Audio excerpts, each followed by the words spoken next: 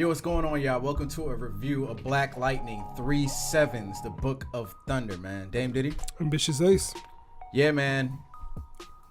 I want to say it's a great episode right off the bat, but here we go, man. Annisa. Yeah, man. Black Lightning fighting. Man, I was not expecting that, were you? No? That came out of nowhere.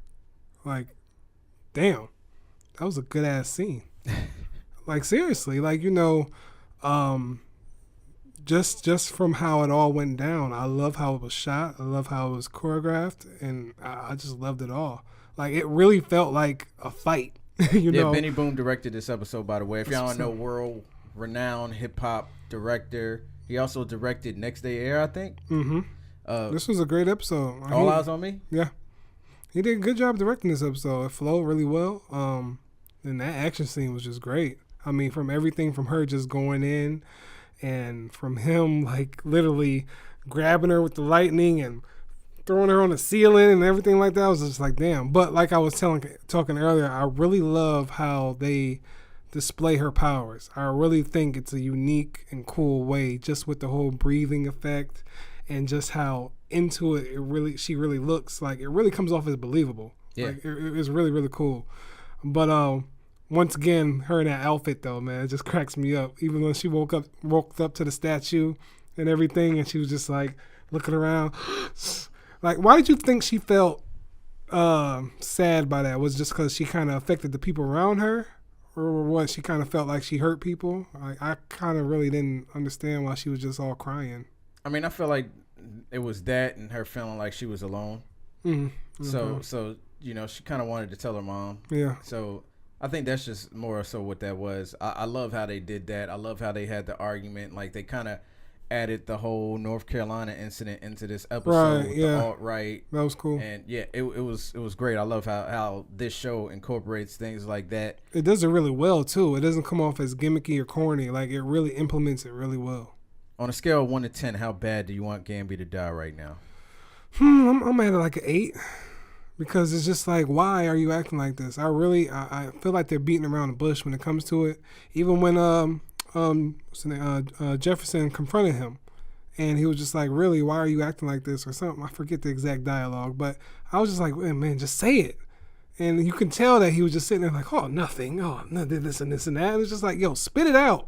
Because it's like, it's just getting, hopefully by the next episode, something's like revealed, because that dialogue he had with Eve and everything like that made it seem like he was just this badass. Okay, let me see what you are really about and why you are doing it. I honestly feel like he's playing both sides of the fence, and I definitely don't like it, man. But why though? Why would he be playing both sides of the fence? Why would he want Jefferson to be a hero? Clue, because all of the crime is happening in his area, in that area, and his store is off limits, and the Pierce family is off limits. Yeah. So he's playing that side for the protection, and I guess I don't know.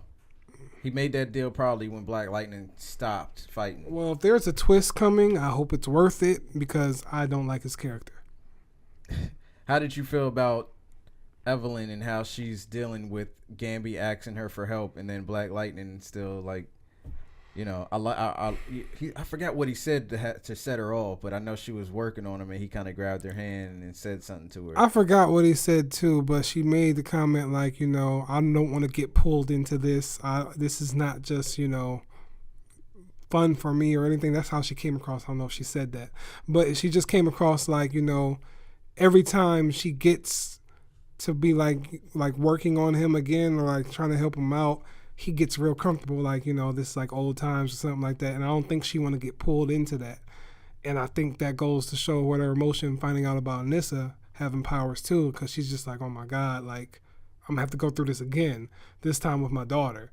So I kind of have a little compassion for her, but I'm still mad at her as a character, because she's still maybe this will kind of make her accept it more, but I don't think that's gonna happen. Yeah, I actually felt like this was the one time where she blew up, where it was actually, it was actually the correct time to blow up. Right. Because, right. You know what I'm saying? He kind of like took it a little too far, and she obviously doesn't want anything to do with it. Yeah. She wants to push him in a different direction, and then her keep coming around. It's kind of almost like she's okay with it. Yeah.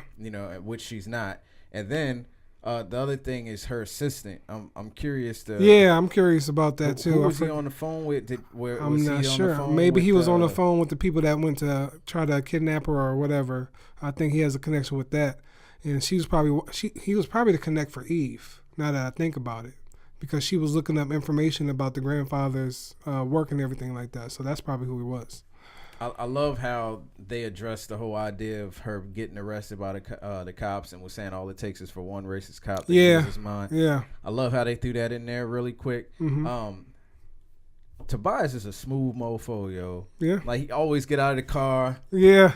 But you see how he has everybody get out and check the area first, and then he gets out. I'm just like, oh, okay. And we actually heard Cyanide speak. Yeah, for the first time. So I'm talking to Khalil, and I'm guessing whatever's been done to her is going to be done to Khalil. I mean, I'm assuming that's what I'm assuming. Whatever Tobias has, because when he picks people up, like I don't know if you realize how he stretches them out, like how he kind of stretches his body out to hold them up. Yeah, and it's like a dope pose. It's like a kind of like a pose that would be on a poster. Yeah, and man, I don't want him to kill Tobias off this season because he's really a good villain. I feel like they should just maybe kill off the henchman, leave Tobias for a couple seasons, like how they did with Malcolm Merlin in the show. You know what I'm saying? But at the same time, how did you feel about the way they handled Jennifer's bullying?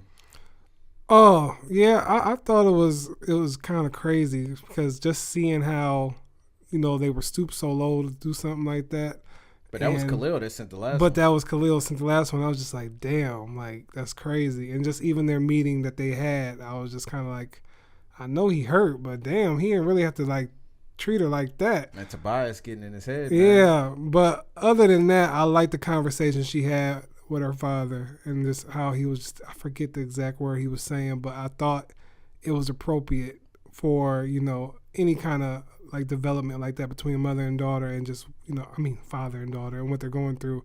And that's what I like about the show a lot. In the midst of everything, all superhero and everything that's happened, it really has a lot to touch on family in a way that other shows haven't really executed well. It, like I said before, it doesn't come off as gimmicky or corny. It's just handled really well. And shouts out to the writers for like finding ways to implement these without like throwing it at you, but really giving you meaningful scenes and everything. And the actors do really well portraying it and coming off of it as well.